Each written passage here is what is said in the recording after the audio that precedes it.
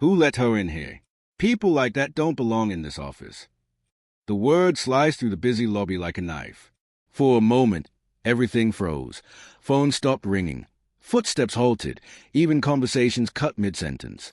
Every head turned toward the voice.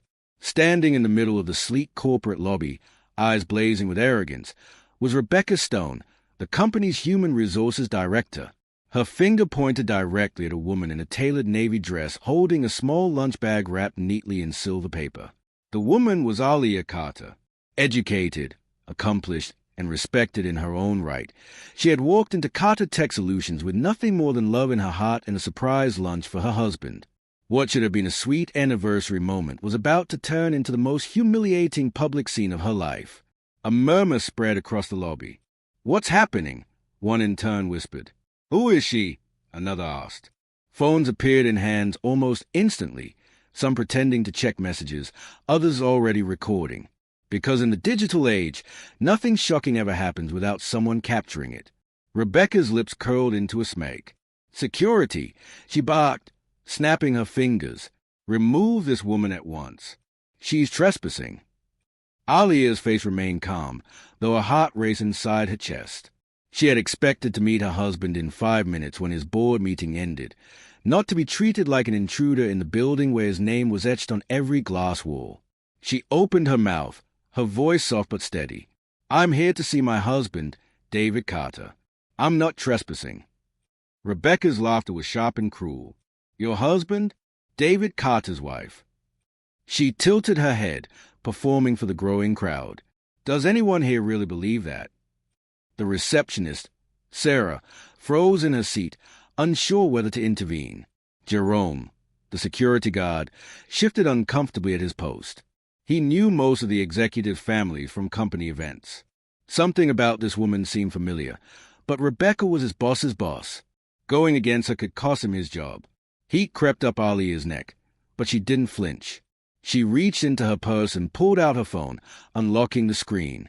The background photo showed her and David at last year's company holiday party, his arm wrapped proudly around her, both smiling at the camera. She held it up for all to see. "That's Photoshop," Rebecca scoffed, waving dismissively. "Do you really think we're stupid? These people will try anything to get close to power." The words, "these people," hung in the air like poison. A few employees gasped softly. Others shifted uncomfortably, eyes darting away as if avoiding guilt by association. But Rebecca pressed on, her voice growing louder. "Every year it's the same. Gold diggers, social climbers, liars. And now, here we are again. Another woman trying to trick her way into our CEO's life." The silver lunch bag slipped slightly in Alia's trembling hands. Inside was her husband's favorite Korean bulgogi, carefully cooked before dawn and packed with love. Now, it seemed almost absurd against the weight of this humiliation. Jerome finally spoke, his voice hesitant. "Maybe we should verify." "Verify nothing." Rebecca snapped, cutting him off. "My judgment is enough. She's leaving now." Alia's eyes stung, but not with tears. It was a sting of injustice, the familiar burn of being judged before being known. Her mind replayed the countless times she had faced assumptions, interviews where her qualifications were questioned, stores where she was followed, neighbors who doubted she belonged. But this public display in her husband's own company was a wound deeper than most. Still, she stood tall. "Call David," she said quietly, but with authority. "He will tell you exactly who I am." Rebecca's eyes narrowed. With a mocking smile, she reached into the mini fridge behind the reception desk, pulled out a bottle of water, and twisted off the cap. "No," she said coldly. "You're leaving now." And before anyone could move, she tilted the bottle and poured its contents across Alia's face. The icy stream splashed down, soaking her silk blouse, dripping from her chin, splattering onto the polished marble floor. Gasps erupted across the lobby. Phones recorded every drop, every cruel second. The silver lunch bag fell from Alia's hands, hitting the floor with a hollow thud. Silence followed. Water pooled at her feet, running in small rivers across the stone. Mascara streaked her cheeks. Her hair clung wet against her skin. Still, Alia did not break. She lifted her chin, water dripping from her jawline, her wedding ring catching the sunlight streaming through the lobby windows. Rebecca raised the empty bottle like a trophy. "That," she announced loudly to the stunned employees, "is how we handle liars here." A hush fell over the room. Some employees shifted nervously, others whispered, but no one moved to help. Everyone waited, phones trembling in their hands, as though reality itself had been suspended.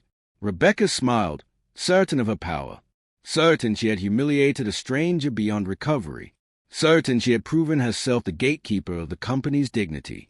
What she didn't know was that she had just destroyed her own career and exposed an ugly truth buried deep inside the walls of Carter Tech.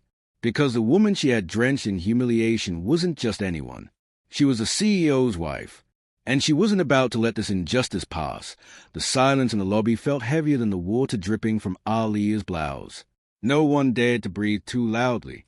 Rebecca stood with the empty bottle still raised, chest puffed out like she had won a battle.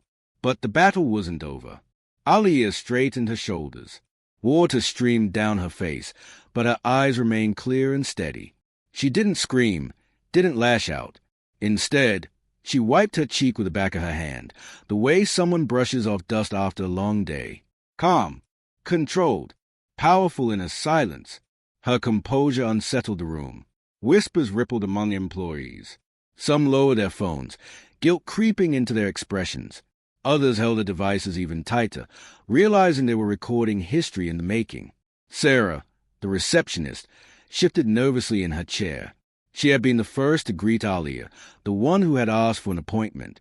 Now her voice trembled as she whispered to Rebecca, maybe we should double-check, just in case." Rebecca spun around so fast Sarah flinched. "Double-check what?" she hissed. "Anyone can lie. Anyone can pull up fake pictures on a phone. Do you know how many women come through here trying to get near David Carter? Too many. I've seen it all. She's no different." The words echoed through the space, bouncing off glass and marble.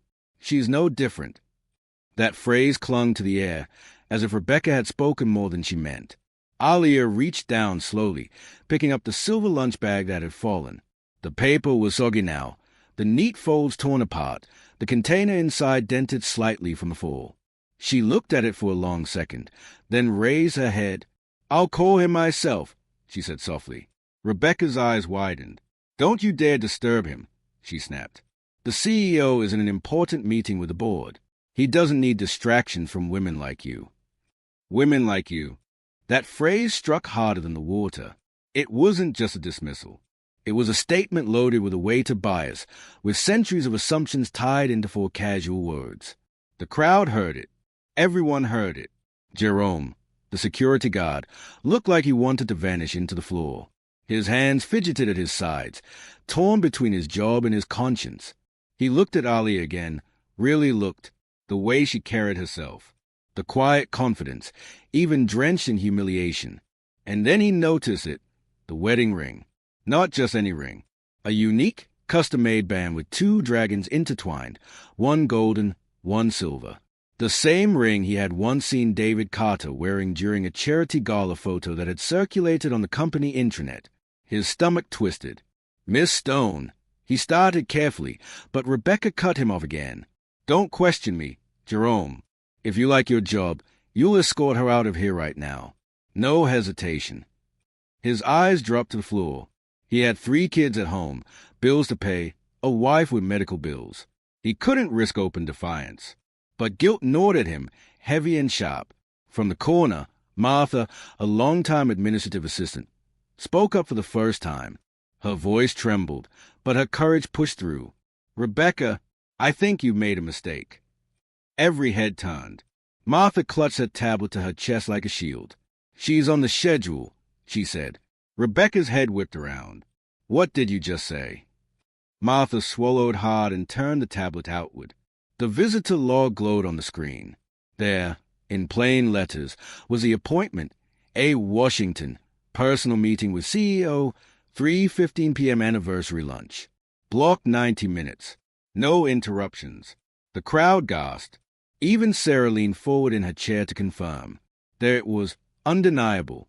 Rebecca snatched the tablet from Martha's hands. Her eyes darted across the screen, searching for an excuse. Fake, she muttered, though her voice had lost a commanding edge.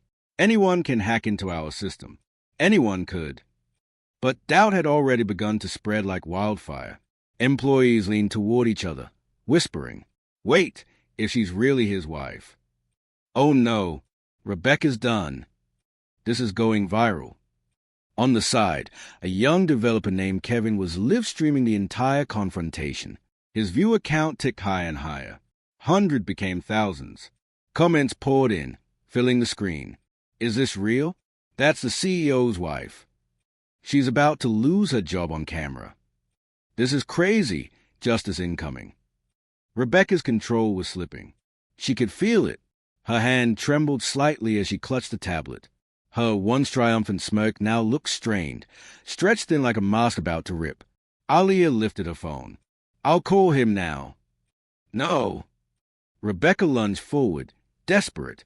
She reached for the phone, but Alia stepped back, her wet heels clicking firmly on the marble. For the first time, Rebecca looked nervous, truly nervous. And then, the elevator chimed. The sound was ordinary, but in that moment, it struck like a thunderclap. Heads turned. Conversations died mid-whisper.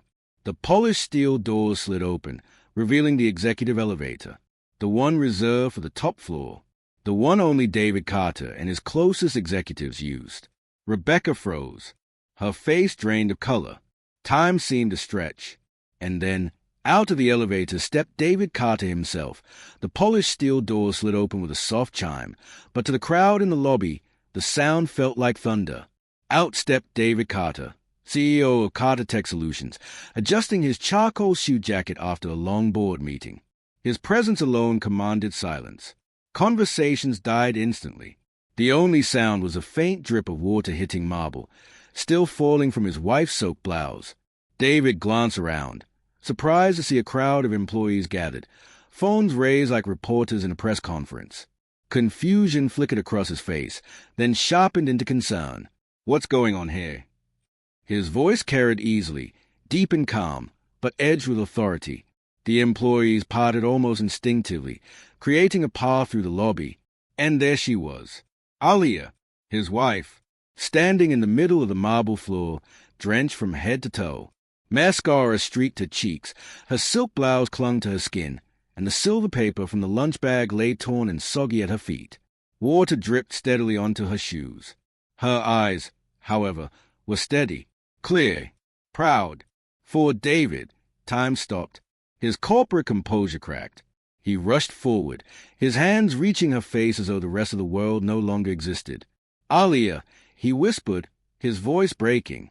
"What happened? Why are you—" His thumbs brushed water from her cheeks, tenderly wiping away the humiliation. The gesture was intimate, protective, and unmistakably filled with love. The crowd held its breath. The scene was being streamed live now to thousands of viewers online. Every witness could see what Rebecca had ignored. This wasn't some stranger. This was David Carter's wife. David's gaze lifted, sharp as a blade, scanning the faces in the crowd. He didn't have to ask twice. The answer revealed itself in every nervous glance, every guilty shift, every phone recording. His eyes landed on Rebecca Stone, and the temperature in the room seemed to drop 10 degrees. Rebecca stood frozen, her face pale, her hand still clutching the empty water bottle like a weapon she suddenly regretted holding. Her lips trembled, searching for words, but nothing came. David's voice was dangerously low. "Who did this to you?" The question wasn't just for his wife. It was for everyone. A demand, a command, a line drawn in the air. Alia's voice was calm, clear, steady despite the humiliation she had endured. "I came to surprise you with lunch," she said softly, "for our anniversary." She glanced down at the ruined package at her feet. "But apparently, people like me don't belong here." The words hit like a punch to the chest. Gasps spread through the crowd. Even those who hadn't caught Rebecca's cruel phrases earlier now understood the depth of what had been said. David's jaw tightened. His breath grew deeper, slower. The signs were there, the careful control, the clenched fist at his side, the tension in his shoulders. Those who had worked with him long enough knew this look. David Carter shouting was rare. But David Carter, when his voice dropped low and cold, that was when careers ended. He turned his full attention on Rebecca. Rebecca! His tone was sharp as winter air. My office. Now. Rebecca stumbled for words. Mr. Carter, I can explain. Now, David repeated. His voice cracked like a whip. But then his gaze fell back to his wife. The sight of her, drenched and humiliated, shifted something in him. His anger wasn't just personal anymore. It wasn't just about his wife. It was about what this moment represented. No, he said, his voice growing louder, stronger. Not in my office. We'll deal with this right here, in front of everyone who witnessed it. A ripple spread through the lobby. Phones rose higher. The live stream audience surged into the tens of thousands. This wasn't just an internal matter anymore. This was public, transparent, a reckoning. Rebecca's lips trembled. I was protecting you, she stammered. She didn't identify herself properly. Anyone could have walked in here pretending. David cut her off, his voice sharp with disbelief. Identify herself? With her name in the appointment system? With her face in our company photos? With her name on the permanent access list that you approved? His voice rose, cold fury replacing corporate calm. You process her health insurance paperwork as my spouse. You've seen her at company events. And yet, you poured water on her face in front of our employees and called her a liar. Rebecca's shoulders slumped. Her excuses crumbled. Every hole in her defense widened until there was nothing left but silence. Alia lifted her chin slightly, still calm, still composed. Her silence was louder than Rebecca's words. David turned, addressing the entire lobby. For those of you who don't know, this is my wife, Alia Washington Carter. We've been married for 5 years. Today is our wedding anniversary. She came here with nothing more than a homemade lunch and love in her heart. And this, he gestured toward her drenched clothes, the ruined package, the empty bottle still in Rebecca's hand, is how she was treated. The weight of his words pressed on the room. Employees shifted uncomfortably, some ashamed for staying silent, others furious at what they had witnessed. Rebecca's last offense cracked. I didn't know. That's the problem, David snapped, his voice cutting clean through the air. You didn't see her. You didn't recognize her. Not because she wasn't familiar, but because you didn't want to see her. You saw a black woman in our lobby and decided she didn't belong. The truth hung heavy, undeniable. Phones captured every second. The live stream comments exploded. He said it. Racism in the workplace. Live. This is going viral fast. Justice for his wife. David's eyes never left Rebecca. You are finished here, he said, voice steady, final. Effective immediately, you are terminated from Carter Tech Solutions. Gasps, murmurs, but no one was surprised. They had all seen it coming. Rebecca's mouth opened, closed, then opened again. Please, Mr. Carter, it was a misunderstanding. Alia's voice cut through, quiet but sharp. Was it a misunderstanding when you called me a gold digger? When you said people like me don't belong here? Was it a misunderstanding when you poured water in my face? Rebecca had no answer. The silence was deafening. And then David spoke again, his voice carrying beyond the lobby, beyond the cameras, beyond the walls of his company. This ends now, he declared.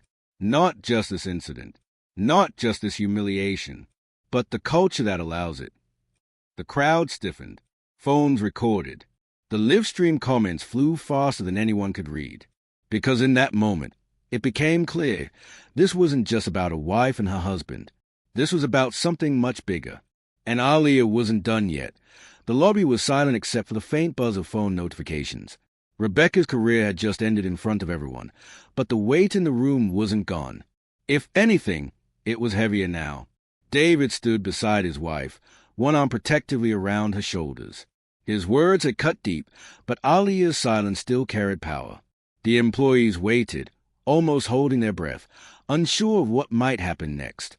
And then Alia spoke. Her voice was steady, soft at first, but it carried across the marble and glass with undeniable strength. For 20 minutes, I was humiliated here. I was called a liar. I was called a gold digger. I was told that people like me don't belong. And every second of it was recorded. She lifted her phone, still damp from water, the live stream clearly running. Thousands of viewers watched. The comments rolled endlessly, outrage spilling across the screen. Rebecca lowered her head, defeated. But Alia wasn't finished. You thought you were protecting the company, she said, her eyes fixed on Rebecca. But what you really did was reveal the truth. This isn't just about me. This isn't just one mistake. This is a pattern. The crowd stirred. Murmurs spread. Employees glanced at each other nervously. Alia reached into her handbag and pulled out a waterproof folder, its pages sealed in plastic. She held it up for everyone to see. For the last 6 months, I've been documenting what happens here. Not just today, not just to me, but to hundreds of people who applied for jobs at Carter. Gasps rippled through the lobby. David looked at her, startled, but his eyes shone with pride. Alia opened the folder and spread the papers across the reception desk. Charts, graphs, statistics printed in bold. Over the past year, she said, more than 700 qualified black candidates applied for jobs here. 700. Guess how many even made it past the first stage? She paused. The silence stretched. Barely 50. Mouths fell open. She flipped to another page. Meanwhile, out of more than 1,000 white applicants, over 700 moved forward. The rejection rate for black candidates is nearly 3 times higher, even when they had equal or better qualifications. This isn't random. This is systemic. And it starts right here, at the HR desk. The words landed like thunder. Employees shifted uncomfortably. Some looked down, ashamed. Others frowned, as if hearing for the first time what they had suspected all along. David took the papers, scanning quickly. The numbers didn't lie. These are real, he asked. Alia met his eyes. Every one of them. Documented. Verified. I worked with non-profits and equality organizations. This wasn't an accident. This was a filter. A system designed to quietly keep certain people out. The crowd gasped again. Rebecca's face had gone pale, her lips moving but no sound coming out. The power she once held over the room had vanished, replaced by the crushing weight of truth. Alia's voice grew stronger. The only reason I can stand here with proof is because I have a husband who runs this company. But what about the people who don't? What about the graduates who never got a call back? The parents who needed a job to feed their children? The people who walked away thinking they weren't good enough, when the truth was they were never given a chance. Her eyes swept across the crowd, locking on each face, forcing them to feel the weight of her words. Their dreams ended at a desk like this. Their rejection wasn't about talent. It was about bias. The lobby was silent again, but this time it was a heavy silence, one filled with shame, realization, and anger, not at Alia, but at what had been allowed to grow inside their walls. David placed the papers back down on the desk, his face hardening with resolve. This isn't just about today, he said firmly. This isn't just about my wife. This is about every person who was denied a future here because of prejudice. And it ends now. Phones caught every word. The live stream surged past 50,000 viewers. Hashtags were already trending across social media. #workplace racism, #justice at Carter, #Alia speaks. Martha, the longtime assistant who had shown the appointment log, stepped forward again. Her voice trembled, but her courage rose. I remember there were times I saw strong resumes come in, but they never made it past HR. I thought maybe it was just a process. But now, she trailed off, shame etched into her face. Other employees exchanged uneasy glances. Slowly, realization spread that silence had made them part of the problem. Alia looked around the room, her voice clear and unwavering. You thought this was just about one woman being thrown out. But it's not. It's about a system that throws out hundreds of people before they ever get a chance. Today, you all saw it with your own eyes. And the world saw it too. Rebecca finally spoke, her voice broken, desperate. I was just doing my job. I followed procedures. Procedures that you created, Alia interrupted, her voice sharp. Procedures that shut the door on people like me before they ever got a foot inside. Rebecca's words withered away. She lowered her head, silent. David turned to his employees, his voice steady but firm. This company has two choices. We can deny it, hide it, pretend it doesn't exist, or we can face it. We can take responsibility, and we can fix it. The crowd listened, every ear tuned to his words. This, he said, holding up the folder, isn't just a report.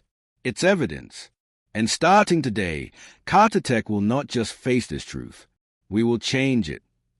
Alia's head tilted slightly, pride shining in her eyes. She had endured humiliation, but now she stood in the center of the lobby, powerful and unbroken. She hadn't just survived the attack. She had turned it into something much greater. The live stream audience soared past 70,000. The comments were relentless. She's a hero. This company better change or burn. This story will shake the industry. David placed his hand gently on Alia's shoulder. His voice softened but carried the weight of a promise. No one humiliates my wife, and no one destroys the future of people who deserve a chance. Not anymore. The crowd knew this wasn't the end. It was only the beginning, because what started as an anniversary surprise had now ignited something much larger, a movement that would ripple far beyond the marble walls of Carter Tech Solutions. The lobby had become a courtroom, and the verdict was clear. Carter Tech Solutions was guilty. But as powerful as the moment felt, the real storm hadn't even begun. By the time David guided Alia upstairs, her soaked blouse replaced with his spare dress shirt, the live stream had passed 100,000 viewers. Clips spread across Twitter, Instagram, and TikTok like wildfire. Screenshots of Rebecca pouring water on Alia were plastered with captions, "Racism caught on camera." CEO's wife humiliated. This company is finished. By the time David sat at the head of the mahogany conference table, the fallout was already crashing down. Across from him sat the company's emergency crisis team. Lisa Park, the general counsel, scrolled furiously through legal documents on her tablet. James Rivera, the vice president of operations, looked pale, sweat beading on his forehead. Michael Torres, the chief financial officer, typed numbers into his laptop so quickly his fingers blurred. "The exposure is staggering," Lisa began. "If these hiring statistics are accurate, and they appear to be, then we're looking at hundreds of potential lawsuits, possibly a class action. The Equal Employment Opportunity Commission will come down hard on us, and that's before we even address the public backlash." Michael pushed his laptop around so everyone could see. "The stock price is down 12% in the last hour. We've already lost $200 million in market value. If we don't act fast, investors will start pulling out." James ran a hand through his hair, his voice strained. "The board is demanding answers. They want to know how this happened under our watch. Rebecca Stone was my recommendation. Her efficiency numbers were through the roof. 96% of applicants screened out at the HR level. We thought she was saving us time and money." Efficiency. David's voice cut like ice. "That's what you call it? Throwing out qualified candidates before they even reach your desk." He tapped the folder Alia had placed before him, the evidence she had gathered with care. Efficiency is just another word for discrimination when the numbers look like this. Lisa leaned forward, her tone sharp. "We need to prepare for litigation immediately. Average settlement in cases like this is $75,000 per rejected candidate. Multiply that by over 700, and we're already at $50 million in exposure. Add legal fees, punitive damages, and reputational loss. We're easily in the hundreds of millions." The weight of her words sank into the room. Silence followed, broken only by the faint buzz of Michael's laptop. "And that's not the worst of it," Lisa added, her voice lowering. "The Department of Justice just called. They are opening a civil rights investigation." The air went still. Even David sat back, momentarily stunned. A federal investigation meant congressional hearings, regulatory scrutiny, and relentless media coverage. This wasn't just a company scandal anymore. This was national. Outside the window, news vans were already lining up in the parking lot. Reporters with microphones gathered at the entrance, their cameras pointed at the glass walls of Carter Tech's headquarters. Protesters arrived with handmade signs: "End workplace racism, justice for Alia, diversity is power." David stared at the crowd, his jaw set. "This isn't just about my wife anymore," he said quietly. This is about everyone who was shut out, everyone who deserved better. Aliyah sat beside him, calm but resolute. She spread more papers across the table, resumes of qualified black candidates rejected without reason. Marcus Williams, MIT graduate, internships at Google and Facebook, rejected for being too aggressive because he asked about promotion opportunities. She slid the page forward. Angela Brown, Duke graduate, fluent in 3 languages, rejected for not being a cultural fit. Another page. Donnell Johnson, top of his class at Stanford, rejected for lacking polish. Lisa's eyes darkened. That's textbook discrimination. Coded language. The courts will see right through it. Michael groaned, rubbing his temples. We can't survive this financially. We'll drown in lawsuits. David shook his head. His voice was firm, cold with determination. We're not going to drown. We're going to change. Starting now. James looked up, startled. Change? David, with respect, we're in survival mode. We need to limit exposure, protect what we can, and hope this storm passes. No, David said sharply.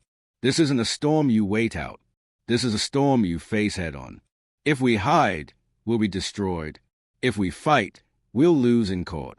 The only option we have is to lead, to admit the truth, take accountability, and become the example of how a company transforms after failure. The table fell silent. Even Lisa, who had been bracing for courtroom battles, leaned back in thought. You're talking full transparency, she said slowly. Releasing the data, admitting fault, voluntarily settling before the lawsuits hit. Exactly, David replied. We won't fight the victims. We'll compensate them. We'll change our hiring practices from the ground up. We'll put money behind diversity initiatives and prove that we're serious. We won't wait to be punished. We'll punish ourselves first and rebuild from there. Aliyah placed a hand over his, her eyes shining with quiet pride. And we won't just rebuild for us, she added. We'll rebuild for every company that thinks it can get away with this. We'll set a new standard. Michael looked up from his laptop, his expression torn. Do you have any idea how expensive this will be?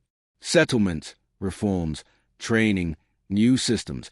It could cost us hundreds of millions. David's gaze was steady. Do you have any idea how expensive it will be if we don't? Our reputation is already bleeding. Our stock price is falling. If we don't change, this company dies. If we do change, we live and we lead. Lisa nodded slowly. He's right. In cases like this, intent doesn't matter. Impact does. And the impact is undeniable. The numbers, the videos, the live stream, millions of people have already judged us. The only way forward is to prove them wrong by transforming. James rubbed his forehead, exhausted. The board will never go for this. They will, David said firmly, because if they don't, there won't be a company left to govern. The door opened, and an assistant rushed in, tablet in hand. Mr. Carter, CNN just picked up the story. It's on every major news network. The screen lit up with headlines. CEO's wife humiliated in lobby. Workplace racism at Carter Tech. Caught on camera. HR director fired for discrimination. Federal investigation launched into Carter Tech hiring practices. The assistant hesitated, then added, Mr. Carter, LinkedIn is exploding. Employees from other tech companies are sharing their own experiences. This isn't just about us anymore. It's spreading across the industry. David leaned back, his mind racing. The problem was bigger than Carter Tech. The disease was everywhere. This is no longer just a company crisis, he said quietly. This is an industry reckoning, and we can either fight it or lead it. Aliyah's hand squeezed his. Her voice was soft, but it carried the strength of truth. You already know the answer. By morning, the lobby incident was no longer just a viral video. It was a national headline. Every major news outlet ran the story on repeat. CEO's wife humiliated at Carter Tech. Workplace racism exposed. Caught on camera. Corporate bias unmasked. The clip of Rebecca pouring water over Aliyah's face was replayed endlessly, each broadcast followed by panels of experts, civil rights lawyers, and industry leaders. Commentators asked the same question over and over. Was this one woman's prejudice or a reflection of the entire system? Inside the company, employees arrived to find protesters outside the gates and reporters waiting at every corner. Some carried signs. Diversity is power. No more silent discrimination. Justice for 731. At 9 a.m., the company's auditorium filled with employees. Cameras were set up, broadcasting the meeting live across the internet. David stood on stage, Alia beside him, both facing a sea of nervous faces. This company failed. David began, his voice steady. It failed my wife yesterday in this lobby. And more importantly, it failed hundreds of people who never even got a chance to walk through our doors. This failure ends today. The room was silent. Every ear strained to hear what would come next. Alia stepped forward, her presence commanding. She wasn't just the CEO's wife anymore. She was a voice of truth. I stood in that lobby for 20 minutes while I was humiliated. But what happened to me is only a glimpse of what happens to people every day, quietly, behind closed doors, with rejection emails that never explain the real reason. She held up the folder of evidence once again, its pages now infamous across the country. This data shows the truth. 731 qualified candidates rejected without real cause. This wasn't random. It was deliberate. It was discrimination hiding in plain sight. The room rippled with uneasy murmurs. Some employees shifted in their seats, shame coloring their expressions. Others nodded, anger flashing at the realization of what they'd been part of. David raised his hand, calming the room. Here's what happens next. We're implementing new hiring protocols effective immediately. Every resume will be reviewed through a blind screening system. No names, no photos, no demographic identifiers, only skills and qualifications. Gasps filled the room. This was radical. No one in the industry had ever taken such a bold step. Second, he continued, all interview panels will include diverse voices. No single person will hold power over who gets through. Third, we're bringing in third-party auditors to review our hiring practices every quarter, and those reports will be public. No secrets, no cover-ups. Transparency will be our standard. Applause began, hesitant at first, then stronger. But David wasn't finished. We are also creating a $10 million fund to support victims of workplace discrimination. This fund will provide legal aid, counseling, and career opportunities, not just here, but across the industry, because this isn't only a Carter Tech problem. It's everywhere, and we intend to lead the change. The applause grew thunderous. Cameras captured every second. Within minutes, the announcements trended online. #Carter Tech Change, #blind hiring, #justice fund. Alia stepped forward again, her voice calm but piercing. What happened to me yesterday could have broken me, but instead, it opened the door to fix what's been broken for too long. This isn't about me anymore. This is about making sure no one else has to prove their worth twice because of the color of their skin. The employees rose to their feet, clapping, cheering. Some had tears in their eyes. For the first time in hours, hope filled the air. But not everyone was ready to accept change. In the corner of the auditorium, Rebecca Stone sat flanked by her attorney. She had refused to leave quietly. Her voice cut through the applause, shrill and desperate. "This is all being twisted," she cried. "I followed company policy. I was doing my job. You can't destroy my career over one misunderstanding." The room froze. Cameras swiveled toward her. Employees stared. Alia turned, her gaze sharp. "A misunderstanding? Was it a misunderstanding when you told me people like me don't belong here? Was it a misunderstanding when you poured water on my face? Was it a misunderstanding when you called me a liar in front of 20 witnesses?" Rebecca's face flushed red. Her lawyer stood quickly, trying to pull her back down, but the damage was done. The microphones caught every word. The live broadcast carried her excuses to millions of viewers. David's voice cut in, final and cold. "You weren't following policy. You were following prejudice. And that is why you are no longer part of this company." The room erupted in applause once more, drowning out Rebecca's protests. Her attorney whispered furiously in her ear, guiding her toward the exit. Her walk of shame was captured by every camera, a mirror image of the humiliation she had tried to inflict on someone else. Outside the auditorium, the press was waiting. Reporters swarmed as soon as she stepped into the light, microphones thrust in her face. Headlines soon followed. HR director defends discrimination. Rebecca Stone blamed policy, not prejudice. But her words rang hollow. Public opinion had already decided. Back inside, David continued, "This isn't about punishing one person. It's about fixing the system. And we will fix it, not tomorrow, not next year. Today." Alia placed a hand on his arm, her voice steady. "Because dignity isn't optional. It's a right." The employees cheered again, louder this time, the sound filling every corner of the building. By afternoon, the reforms dominated headlines. Harvard Business Review called Carter Tech's new model the future of fair hiring. Civil rights groups praised the company for its transparency. Competitors scrambled to issue statements, most sounding defensive, some promising to review their own practices. But there was resistance too. Some critics sneered that Carter Tech was virtue signaling. Others claimed blind hiring would lower standards. Investors worried about costs. Former executives whispered about betrayal. The pressure was mounting from all sides. But the momentum was too strong to stop. At the end of the day, David and Alia walked out of the building together. The protesters outside cheered as they appeared. Cameras flashed. Reporters shouted questions. "How do you feel, Mrs. Carter?" Alia paused, then spoke with quiet strength. "I feel hopeful. Yesterday I was humiliated. Today, we started building something better. This isn't about one woman's dignity. It's about everyone's right to belong." The crowd roared, and as they drove away, news anchors repeated the same line again and again. Carter Tech had become ground zero for workplace reform. But while the applause was loud, the fight wasn't over. Bigger battles were coming: lawsuits, federal investigations, industry pushback. And Alia knew it. She turned to David in the car, her eyes steady. "We've started something too big to stop. Now we have to finish it." 3 months after that day in the lobby, Carter Tech Solutions looked nothing like the company it once was. The Department of Justice investigation had run its course.